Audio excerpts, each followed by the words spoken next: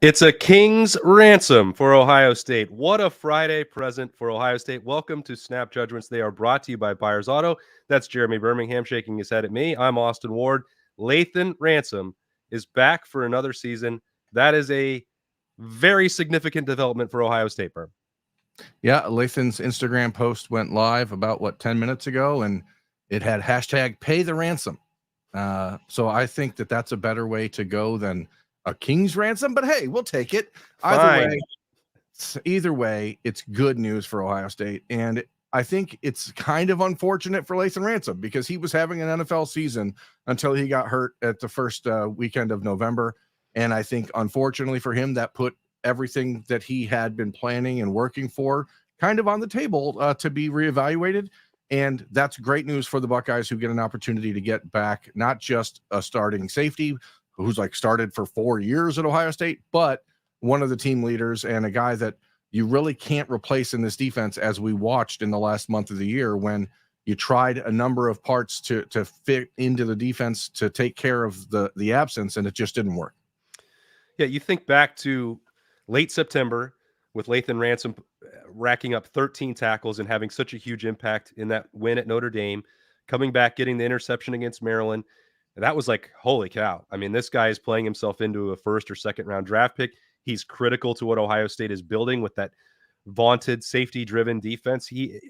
Once you removed that from the equation in November, and Ohio State still played good defense, but we know that they were a play or two away in the big house, that maybe if he's on the field at safety, J.J. McCarthy doesn't have the window to throw into there. Maybe on the Blake Corum touchdown run, if he's in that hole instead of Sonny Styles, something is different. And that's not to criticize Malik Hartford or Sonny Styles, both really important to the future of the Ohio State defense. It's a reminder of how indispensable Lathan Ransom had become for this system, playing it with Jim Knowles and building around him in the secondary. And you couldn't have blamed him because there's enough on film from the previous couple of years that the NFL could say, we see him having that impact and he could be a Jordan Fuller type at the next level. But if you're talking about coming off the injury, maybe fourth or fifth round pick, I think Lathan Ransom is looking at that, plus the legacy piece that we've talked about with these guys from, around the 2021 class. And you think, well, there's maybe unfinished business, which is the way he described it in that Instagram post. Yeah, it's kind of crazy to me. We're in the 5th year now since we were in Phoenix the day before Ohio State played Clemson in the Fiesta Bowl in 2019, where we were doing an interview with Lathan and he came out to the team hotel and we were playing basketball with him and stuff. It's crazy to me how long ago that was. And it speaks to just the way he's approached this from the start. He's a professional.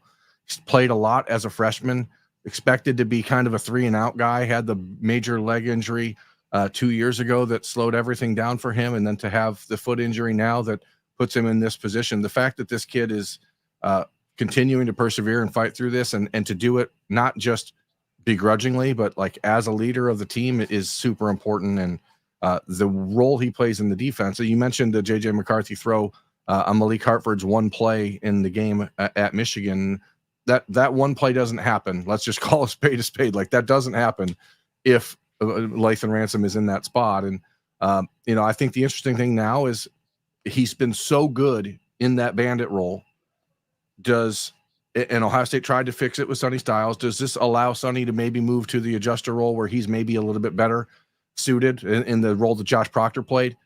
Or does it make it easier for them to move him down to linebacker? I don't know. I think that those conversations, as we talked about on the podcast daily on Friday, are something that will have to happen for Ohio State regardless. But what you get with Lathan Ransom returning is your best safety coming back for a 5th year. And that's so rare in today's college football world that it's pretty freaking huge, man.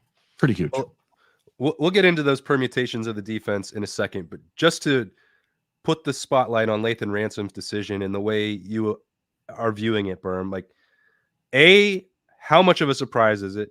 And B, on a scale of 1 to 10, how valuable is it for Ohio State? I mean, it's a surprise in that it wouldn't have happened if he didn't get hurt. I think we all agree about that.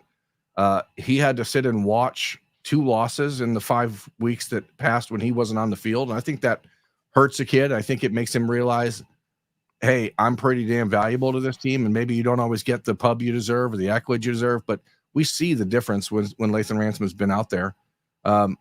It's a surprise in that in this world, any player who can go to the NFL is taking a good hard look at it. But if you're going to be a 4th or 5th round pick, and maybe that's where he'd fall, maybe even lower, depending on how long this injury rehab actually takes. We thought he'd be back and playing by the end of November initially, and now he's out of the walking boot and everything, but he's still not anywhere near 100%. So the surgery he's had probably put him in a position where he wouldn't be able to compete at the combine, and that changes things quite a bit. As far as importance goes, I mean, it's a 10. You don't get more important than that. It's the one position on the Ohio State roster defensively where without Lathan Ransom, you look at it and it is a complete crapshoot. And now you have a stalwart in the middle of that you can count on and build around. And it's something that saves Perry Eliano some stress because the recruiting at safety has been a little bit subpar, and you haven't been able to go out and find that real like big time guy. But I think it's not a surprise from Ohio State's standpoint because they knew probably 3 weeks ago when they stopped recruiting safeties in the portal that this was happening. Yeah, and you got those signs because Lathan Ransom was with the team down there at the Cotton Bowl. He was walking around seemingly in really good spirits, not obviously in uniform, but not everybody who's hurt goes down to spend the whole week around the team and be behind drills and taking mental reps and trying to mentor, some of the younger players who are getting into the game. So that to me sort of like that was the first true sign. It's like, all right, Lathan may well actually be coming back, and that's a big deal for a variety of reasons. I said I wasn't going to do this for every single player, and I'm trying not to because I said that Tyleik Williams had a chance to be maybe the most important pickup. Lathan goes right into that same category as hugely influential, and it's mainly because of the opportunity to move around the other pieces that you mentioned. And I think you and I and Bill, we all agree that Sonny Styles is eventually going to wind up at linebacker or should wind up at linebacker, but you may not have been as able or willing to do that without Lathan Ransom there to anchor that group. You're still waiting on word from Jordan Hancock. It seems like there's a good chance that Ohio State will get him back. And if you've got him in that nickel role where he was so freaking good this season, then you decide which of those two spots is best for Lathan Ransom and Malik Hartford. Suddenly you're dealing from a position of strength that may allow more overall flexibility with the scheme in the back seven, not just talking about the secondary, if we're projecting Sonny Styles playing linebacker. Yeah, that's vital. The Big Ten is changing considerably in 8 months. The teams that Ohio State will be playing is changing considerably.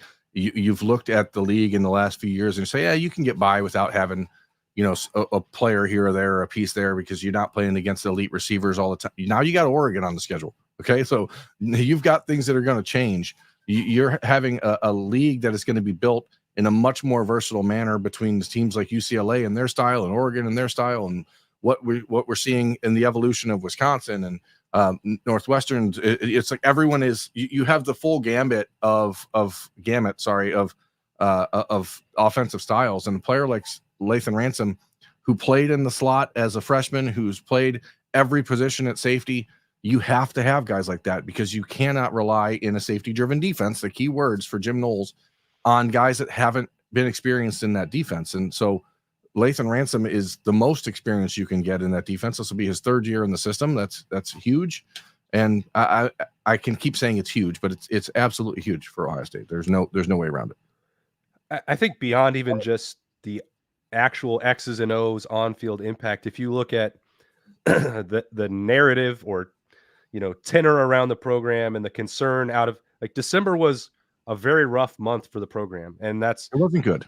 This doesn't completely change that, but if there's a belief that those portal numbers are too high and you don't know what's going to happen, and the Cotton Bowl was such a flatlining experience that none of these guys are going to want to stick around.